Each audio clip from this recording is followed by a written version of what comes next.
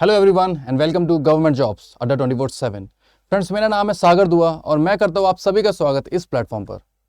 SBI clerk की notification का wait हो रहा है। यहाँ पे काफी सारे बच्चे वेट कर रहे हैं एसबीआई पीओ की नोटिफिकेशन का कि सर कब आने वाली है नोटिफिकेशन। अब मन में ये चीज है असल में कि सर हमें बैंक में एंट्री चाहिए। देखो, रियल बात तो यही है कि सर हमें जॉब करनी है और बैंक के अंदर जॉब करनी है। अब वो एसबीआई पीओ को टारगेट करते हैं कुछ बच्चे करते हैं एसबीआई क्लर्क को टारगेट। ठीक है, अल्टीमेटली ये सुना गया है और माना भी गया है कि जो बच्चा एसबीआई पीओ की टारगेट कर लेता है उसका ऑटोमेटिकली एसबीआई क्लर्क वाला भी टारगेट हो ही जाता है, क्योंकि जो लेवल होता है एसबीआई क्लरिकल का वो थोड़ा नहीं मतलब थोड़ा ज्यादा ही मतलब एसबीआई पीओ के कंपैरिजन में कम होता है। अब ऐसे में हम लोग कैसे ले सकते हैं एंट्री एसबीआई पीओ के अंदर, और क्या एसबीआई क्लर्क एक बेस्ट ऑप्शन रहेगा हमारे लिए? ये दो सवाल आपके सामने आए। तीसरा, एसबीआई क्लर्क अगर हम लोग टारगेट करते तो क्या वर्क प्रेशर हो सकता है? चौथा, क्या हमारी फिक्स टाइमिंग रहने वाली है बैंक के अंदर? तो अल्टीमेटली ये सारे दिमाग में कुछ प्रेशर्स आते हैं, दिमाग में कुछ ये चीजें भी आती हैं। सबसे पहली बात तो नोटिफिकेशन की है, दूसरी चीजें ये वाली भी आती है कि क्या हमारे लिए बेस्ट ऑप्शन रहने वाला है एसबीआई क्लर्क। तो ये इसी सारी चीजों की आज हम लोग करने वाले चर्चा। तो कर दे इस वीडियो को शुरुआत। सबसे पहले हमें ये देखना है एंट्री कैसे ली जाए एसबीआई क्लर्क बैंक के अंदर। क्या एसबीआई पीओ के थ्रू जाया जाए, क्या एसबीआई क्लर्क के थ्रू जाया जाए, मतलब एंट्री कैसे मिले? सबसे पहली चीज दिमाग में आई। तो मेरे हिसाब से मैं आपको एक बात बता देता हूं, अगर आप लोग कंपटीशन को देखते हो तो कंपटीशन काफी ज्यादा है बैंकिंग जॉब्स के अंदर। जहां पे अगर मैं बात करता हूं कि एसबीआई पीओ को अगर आप लोग टारगेट करते हो तो एसबीआई पीओ में कुछ चीजें आपको एक्स्ट्रा देनी पड़ती है as compare to SBI clerk. जैसे कि एसबीआई पीओ के अंदर आपको क्लर्क प्री मेंस दोनों चीजें देनी है। उसके बाद मेंस के अंदर डेस्क्रिप्टिव भी होता है। डेस्क्रिप्टिव के बाद आपको जब आप सेलेक्ट हो जाते हो तो आपको जीडी के लिए बुलाया जाता है, इंटरव्यू भी होता है आपके यहाँ, है ना। तो इतनी सारी चीजें आपको देनी पड़ जाती है। अगर आप लोग बात करते हैं एसबीआई क्लर्क की तो वहां पे आपको सिर्फ प्री निकालना है और मेंस निकालना है, और आपको एक एलपीटी देना होता है, लोकल लैंग्वेज प्रोफिशिएंसी टेस्ट। ठीक है, तो ये देने के बाद आपका सीधा सीधा ज्वाइनिंग हो जाती है। इसमें आपको कोई हेडेक लेने की जरूरत नहीं पड़ती है। तो अगर हम लोग बात करते हैं एंट्री कैसे ली जाए एसबीआई बैंक के अंदर, तो मेरे हिसाब से अगर आप अपने अकॉर्डिंग देखिएगा, अगर आपके पास वो मतलब जो मेहनत आप ज्यादा से ज्यादा कर सकते हैं, then SBI PO is good for you. नहीं तो एंट्री लेनी है तो मेरे हिसाब से एसबीआई क्लर्क के थ्रू आप लोग एंट्री ले सकते हैं। यहाँ पे ज्यादा आपके ऊपर इतनी मेहनत नहीं करनी पड़ेगी as compare to SBI PO. ठीक है, आगे बढ़ते हैं जरा। एसबीआई क्लर्क का एक बेस्ट ऑप्शन है, जी हाँ, यहां से अभी अभी हमने जैसे बात करी कि एसबीआई क्लर्क एक बेस्ट ऑप्शन रहेगा एंट्री लेने के लिए। मेरे हिसाब से एसबीआई क्लर्क एक बेस्ट रहने वाला है, क्योंकि इसके अंदर कुछ ऐसी चीजें मैं आपको बताने वाला हूं जो कि आपके लिए इंपॉर्टेंट है और यूजफुल भी है as compare to SBI PO. मैं आपको अभी एक बात बताने वाला हूं, उसको देखते हैं क्या वो बातें हो सकती है। जैसे कि वर्क प्रेशर की बात रही, मेरे हिसाब से वर्क प्रेशर वाला सीन जो रहता है ना, तो एसबीआई पीओ को ज्यादा प्रेशर दिया जाता है as compare to SBI clerk. भाई आपको अगर किसी चीज को सुपरवाइज करना है तो आपके ऊपर ज्यादा प्रेशर रहेगा ना, राइट। अगर आप लोग नीचे के टीम प्लेयर हैं तो आपके ऊपर आपको ज्यादा प्रेशर दिया जाएगा, या फिर उसके ऊपर जो सुपरवाइजर होगा उसको ज्यादा दिया जाएगा प्रेशर। तो मेरे हिसाब से आपको ये बात समझ में आ गई कि वर्क प्रेशर जो दिया जाने वाला है वो पीओ को देने वाले हैं, ना कि एज कम्पेयर टू क्लर्क।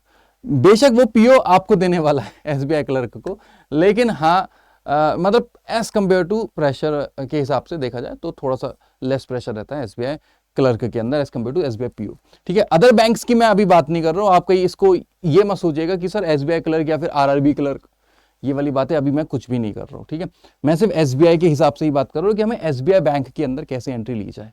ठीक है, आगे बढ़ते फिक्स टाइमिंग की बात कर लेते। तो मेरे भाई आपको फिक्स टाइमिंग देखने को मिलती है अगर आप लोग एसबीआई क्लर्क में लगते हैं।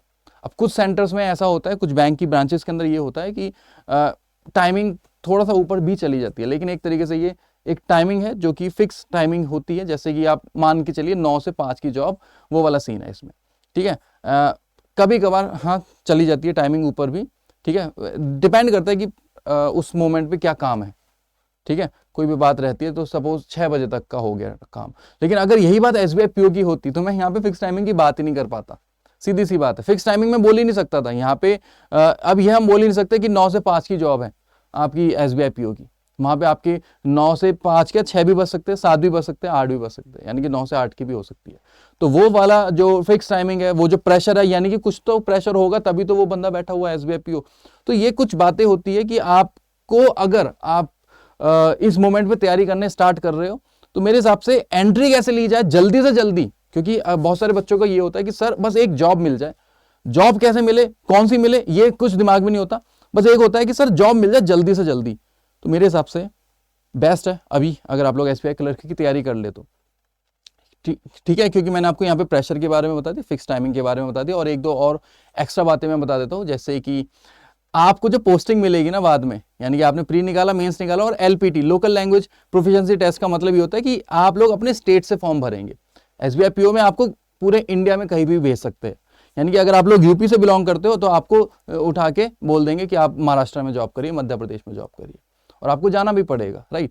अगर यहाँ पे आप लोग सपोज यूपी के अंदर है, यूपी में किसी भी डिस्ट्रिक्ट के अंदर आप लोग रहते हैं, किसी भी सिटी में रहते हैं आप लोग, तो उस सिटी के अंदर ही आपको जॉब मिलेगी, ठीक है। ये बेस्ट रहता है एसबीआई क्लर्क के अंदर, ये काफी बढ़िया रहता है। मैंने देखो ऐसा मैं ये नहीं बोल सकता कि मिलेगी ही मिलेगी, पक्की बात है कि भाई आपको उसी सिटी के अंदर मिलेगी, नहीं, आपको दूसरी सिटी में भी मिल सकती है, लेकिन हाँ रहोगे आप यूपी के अंदर ही, ये बात तो तय है, ठीक है। तो एसबीआई क्लर्क की अगर मैं बात करूं तो आपके पास एक बहुत अच्छी बात है कि आप अपने ही स्टेट के अंदर रहने वाले हो, आपको अदर स्टेट्स में नहीं भेजा जाएगा।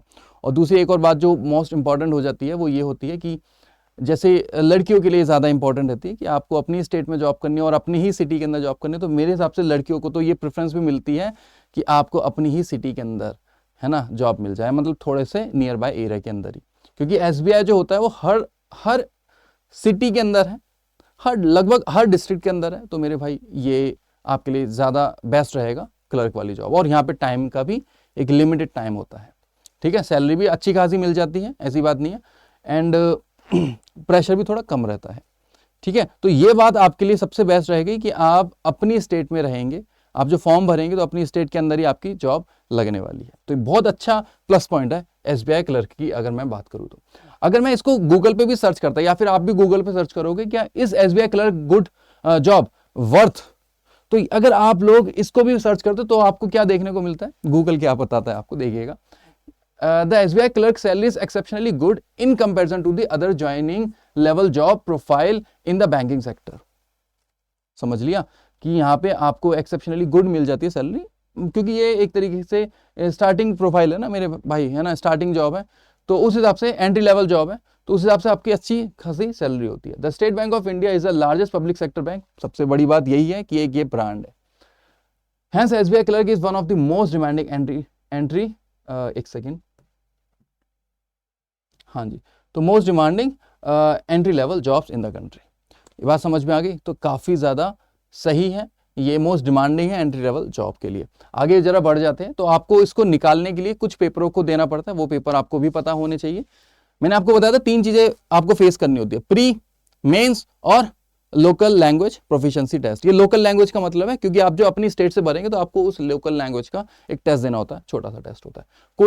कोई आपको इंटरव्यू नहीं देना, सबसे बढ़िया बात है, कोई इंटरव्यू नहीं देना, कोई जीडी का टेंशन नहीं, ये सब चीज़ों से आप बचे हुए हो, तो कोई डेस्क्रिप्टिव भी नहीं है।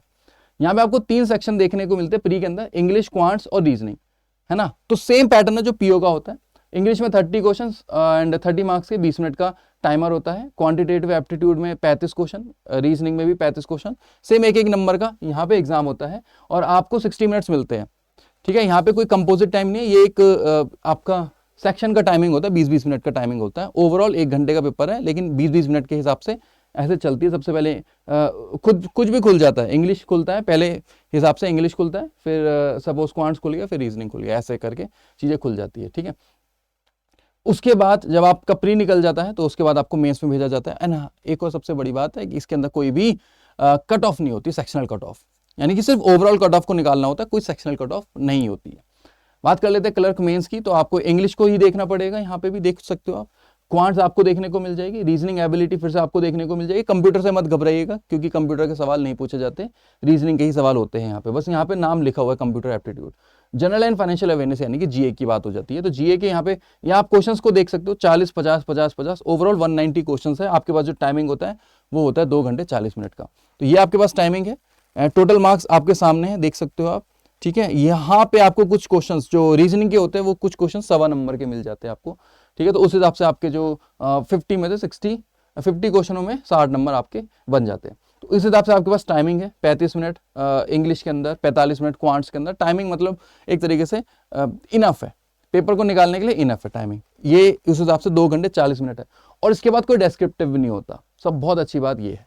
ठीक है, as compare to SBI PO, वहां पे 3 घंटे का पहले तो पेपर हो जाता है। ठीक है, लेवल भी हार्ड रहता है, यहाँ पे थोड़ा लेवल भी इजी रहने वाला है। एंड उसके बाद सीधा आधे घंटे का डेस्क्रिप्टिव होता है, तो यहाँ पे डेस्क्रिप्टिव भी आपको देखने को नहीं मिलेगा। आगे बढ़ जाते हैं बच्चों, तो यहाँ पे आपको क्या देखने को मिलता है। अगर आप लोग तैयारी स्टार्ट कर दीजिए अभी, किस बात की, अगर मिनिमम एज आपकी 21 साल की है, मैक्सिमम एज आपकी 28 साल की है, मतलब आप 21 से 28 साल के बीच में, तो आप लोग तैयारी करनी स्टार्ट कर दीजिए इसकी। एंड इसका बहुत जल्दी नोटिफिकेशन आपको देखने को मिलेगा जल्दी में, है ना। एंड एज रिलैक्सेशन भी होती है SC/STs को, यहाँ पे जैसे आप देख सकते हो 33, OBCs को 31 ईयर्स का है ना। तो और यहाँ पे कुछ और भी अदर कैटेगरीज है जहाँ पे आप देख सकते हो, यहाँ पे एज लिमिट यहाँ पे दे रखी है। जनरल में हो 28 साल तक की आपकी मैक्सिमम एज होनी चाहिए, यहाँ पे मैक्सिमम एज आपके सामने इधर लिखी हुई है। ठीक है, चलिए आगे बढ़ते हैं।